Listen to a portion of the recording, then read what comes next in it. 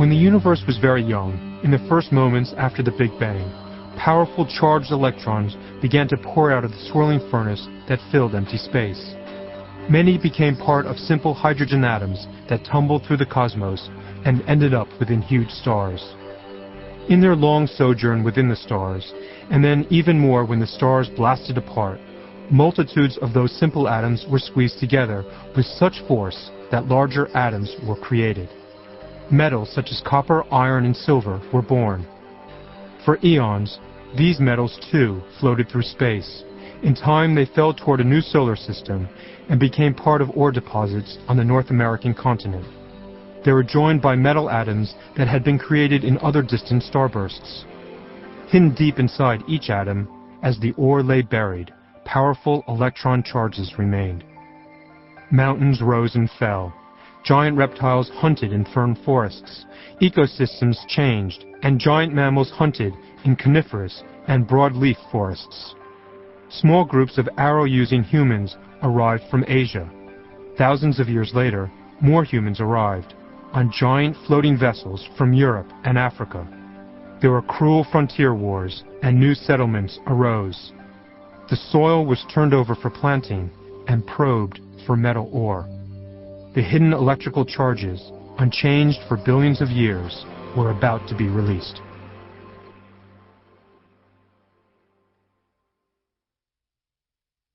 The Frontiersman and the Dandy.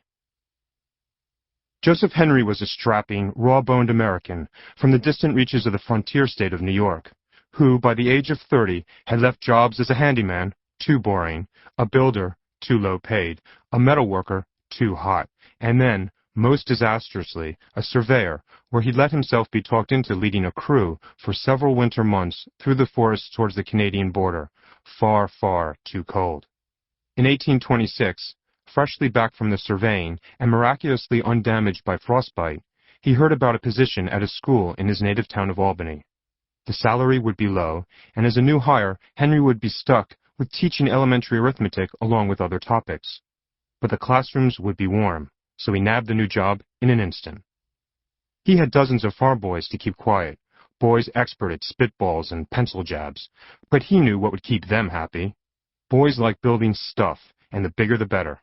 He'd just give them something really, really big to build. The new field of electricity would be a good place to hunt for an idea, he decided, for it was an area he'd long been intrigued by in a casual, self-educated way. The word covered a whole range of effects, from small sparks of static to the giant lightning bolts investigated famously by Philadelphia's best-known retired printer, Benjamin Franklin. It was interesting stuff, for it always seemed to involve a strange sort of sparking substance. No one knew much more about what it actually was, though, but Henry had just heard an intriguing hint. Not many European science journals made it to Albany, but one that did, months late, after the usual long ocean voyage and the wait for the ice on the Hudson to melt, described the extraordinary experiment of a recently demobilized British artillery officer, William Sturgeon. When Sturgeon had taken a piece of iron and wrapped a coil of wire around it, nothing much had happened. That was fair enough, but when he'd gone on and connected the wire to a battery so that Volta's mysterious electric current sparked through the wire, the ordinary iron had seemed to come alive. It had turned into a strong magnet that pulled other pieces of iron toward itself, as if an invisible force were jumping from the wire into the iron. Switch off the battery, and everything stopped. The original lump of iron became inert, and what it had lifted toward itself fell off. It was no longer magnetized. Sturgeon didn't know what to make of this discovery, but Henry knew exactly what to do with it. His boys were suffering a general winter restlessness, and this amazing toy is what he could use to keep their attention. The boys were good with their hands and liked solid physical things, as their parents did too. Most of the wooden houses around Albany were newly built, and it was often the settlers themselves who had done the building. If he could make the electrical magnet really huge, he'd have them all on his side. Creating one of Volta's batteries to power the whole contraption wasn't too hard, for there was plenty of metal ore available, either locally or from the big ports to the east. Henry was a fast worker, and by 1827 he had duplicated Sturgeon's work, creating an electromagnet that could lift 9 pounds.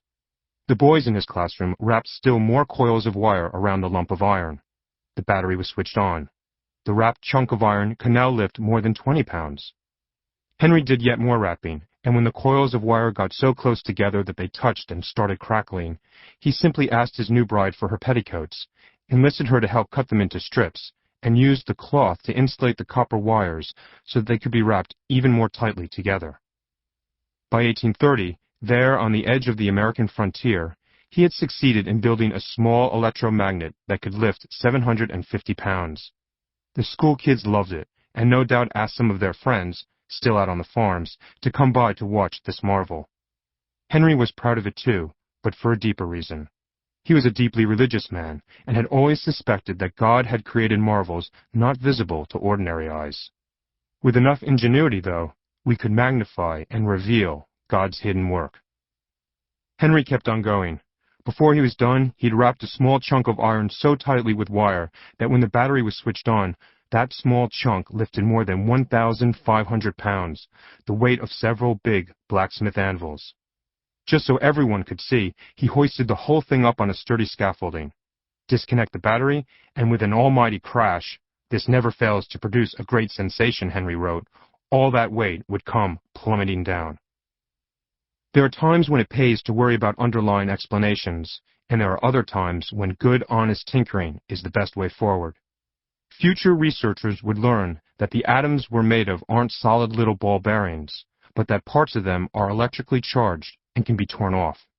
Those torn-off bits are called electrons, and researchers by the end of the 1800s came to believe that they were what rolled forward inside a wire, and it was the power of those charged electrons that gave an electric current its strength.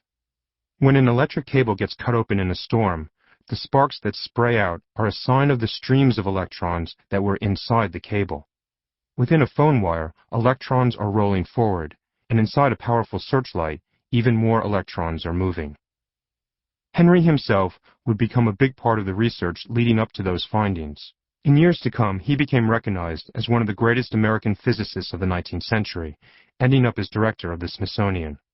But at this point, fairly young and still stuck in Albany, he knew he wasn't going to arrive at much of an explanation for all the lifting and banging his electromagnets could produce.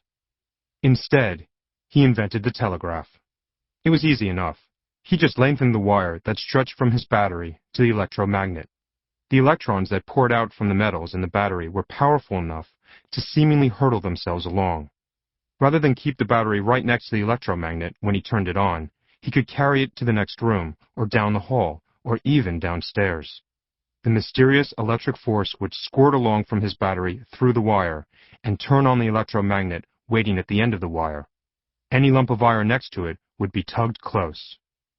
It would have been a pretty galumphy telegraph if he'd had to lift it up and then drop giant chunks of metal every time he wanted to send a single letter of the alphabet. Instead, Henry went back to using a tiny electromagnet, even slimmer than the ones that William Sturgeon had created. Right next to it, he put something resembling a small, clickable castanet, like a little metal tongue. Turn on the battery, and a current ran down the wire, the electromagnet powered up, and it pulled the castanet toward itself. You heard a click. Turn off the battery, and the electromagnet let go. You heard another click as the castanet went back. Henry realized it would be easy to communicate just by agreeing that different arrangements of clicks would represent different letters. The electric charges that had been dormant so long in the ancient metals were now coming out to power this click. The Albany schoolboys loved the new invention, especially when Henry let them get rid of the castanet and use the ringer of a bell instead. When one of the kids switched the battery on and off, his friends in the next room or even down the hall would hear the ringer sound in short bursts,